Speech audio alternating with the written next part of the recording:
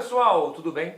Voltando com mais um bloco de contabilidade, ainda dentro aí da nossa conversa sobre lançamentos contábeis, vamos agora falar sobre lançamentos contábeis envolvendo folha de pagamento, ou seja, um assunto muito específico, muito particular, que de vez em quando, né, surgem provas, né, e muitas pessoas têm dificuldade neste assunto. Quando eu falo de folha de pagamento, meus amigos, eu não estou me referindo apenas a salário, né? Ou seja, quando você recebe seu salário, você acaba descontando tributos, né? Descontando imposto de renda, INSS, a empresa tem que arcar com FGTS, né? Enfim, temos a questão das férias, do 13º, então tudo isso envolve as contabilizações da folha de pagamento. Além disso, temos a parte do Vale Transporte também, né? Dependendo de como a empresa acaba negociando isso com o seu funcionário, ela concede o Vale Transporte, desconta uma parte, retém uma parte, né? E até mesmo a questão aí do salário família, o salário maternidade. Legal? Então, tudo isso está dentro do nosso assunto de folha de pagamento que a gente vai ver a partir de agora. Então, vamos lá. Folha de pagamento. Então, galera, além, né, dos salários dos funcionários, constam também na folha de pagamento valores como férias, 13º, INSS, imposto de renda descontado, salários, aviso prévio, valor do desconto relativo ao Vale Transporte, né, das refeições e o valor do FGTS incidente sobre os salários. Então, a contabilização dos salários é por competência, ou seja, o fato gerador ocorre, reconheço a receita e normalmente a empresa paga no mês seguinte, normalmente, tá? Tem empresa que paga no mesmo mês, ok, mas normalmente se paga no mês seguinte. Então, ou seja, reconheço a despesa com salário, gera uma obrigação de pagar no mês seguinte. Bom, esses salários e encargos, né, normalmente se classificam como despesas operacionais, normalmente, tá? Ora, considerando uma indústria, por exemplo, e eu esteja falando ou me referindo a um funcionário da área operacional, né, da área industrial, esse salário vai fazer parte do custo, né, do custo de produção, tá? Então, ou seja, normalmente a contabilização normalmente, uma despesa com salário, é feita da seguinte forma. Então, vamos supor que um funcionário ganha R$2.000 mensais. Então, ele vai ter lá o débito com salários de 2.000, né, de uma despesa, e um passivo, né, de salários a pagar. Ele gera um passivo, gera uma obrigação de pagar R$2.000. Bacana? Bom, adiantamento de salário. Olha que interessante. Tem algumas empresas que têm política de adiantamento salarial. Então, antes do fato gerador, né, do salário completo, a empresa adianta um recurso, 40%, 50%, depende da política, 30%. Então, ou seja, esse adiantamento salarial, ele tem uma contabilização específica. Tá? Então, muitas empresas pagam mensalmente os seus empregados, né, adiantamento salarial que corresponde a um percentual sobre o salário nominal. Então, ou seja, normalmente eu tenho aqui o tipo de contabilização que é o seguinte: vamos imaginar que daqueles R$2.000, né, do salário do funcionário, a empresa adiante 40%, ou seja, adiante R$800. Então, vou ter lá, vai sair, né, da conta bancária da empresa, então vai creditar a conta banco, R$800, e vai gerar aqui um lançamento, né, uma conta chamada de adiantamento salarial, que é uma conta de ativo. Por que ativo? Que é um direito de utilizar esse valor para abater, né, quando vai prestar conta no final do mês. Então, ou seja, débito em adiantamento salarial de 800 e crédito na conta banco. Não entendi por que esse débito ainda, porque na verdade esses R$800 é um direito de utilizar para abater os R$2.000 que ela teria que pagar para o funcionário. Não vai pagar mais de 2.000, vai pagar 2.000 menos 800. Tudo bem? Tá? E a compensação do adiantamento em ocasião do pagamento. Então, ou seja, se eu tenho que, se eu adiantei R$800 desse cara, e quando eu for pagar, vou pagar menos 800, eu vou creditar adiantamento salarial, e o passivo que eu tinha de R$2.000 com o funcionário vai ser diminuído em quanto? Em 800. Então, esse passivo, lançamento do devedor aqui. Então, na verdade, a empresa só paga depois o quê?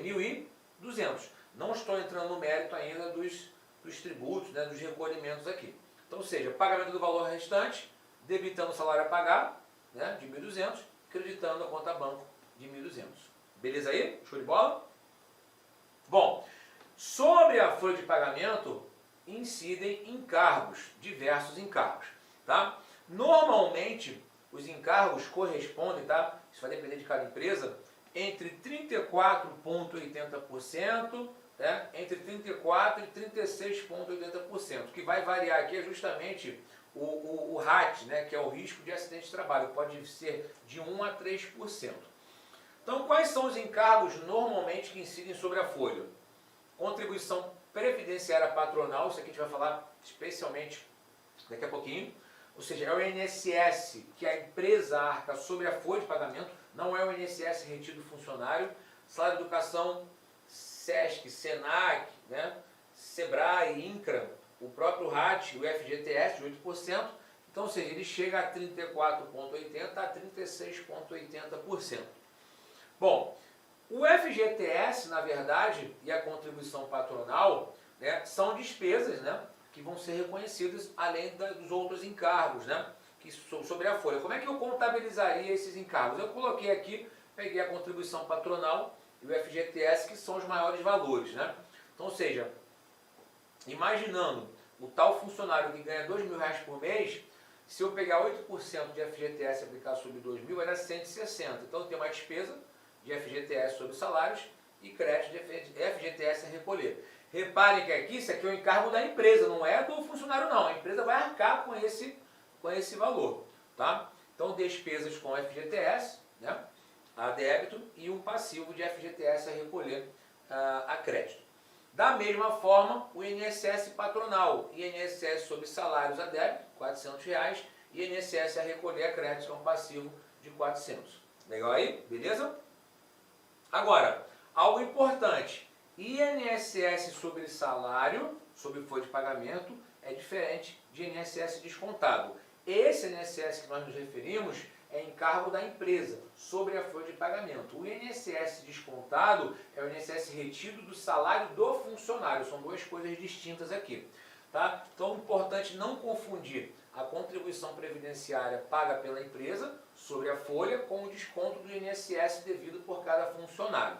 Então, por exemplo, vamos supor que esse funcionário que ganha R$2.000, ele retém de INSS 9% do salário, que equivale a 180. Então a empresa vai efetuar o devido desconto e vai repassar esse valor para a Previdência, tá? Então, ou seja, não tem nenhum passivo novo aqui não, eu estou só trocando um passivo pelo outro. Então, por exemplo, se eu tinha que pagar um salário de 2.000 para o cara, que eu tinha lá débito, despesa com salário de 2.000 e crédito, salários a pagar de 2.000, se esse cara vai reter 180 de INSS, eu não preciso mais pagar R$2.000 para ele, porque eu vou reter 180 de INSS. Então, o que eu vou pagar para ele é o quê? 1.820. Então, ou seja, quando eu retenho 180 reais desse cara, eu diminuo o meu passivo com ele em 180 e crio uma obrigação de recolher o INSS 180. Então, diminui em 180 a minha obrigação com ele. Então, na verdade, eu só tenho que pagar quanto? 1.820. Então, quando eu pago 1.820, né, eu liquido o meu passivo a débito aqui e credito o banco aqui a débito. Credito o banco a débito. Credito o banco aqui a 1.820. Ou seja, liquido o passivo a débito e liquido o ativo aqui a crédito. Legal aqui, gente? Beleza? Tá? Então, ou seja, o que eu tenho aqui?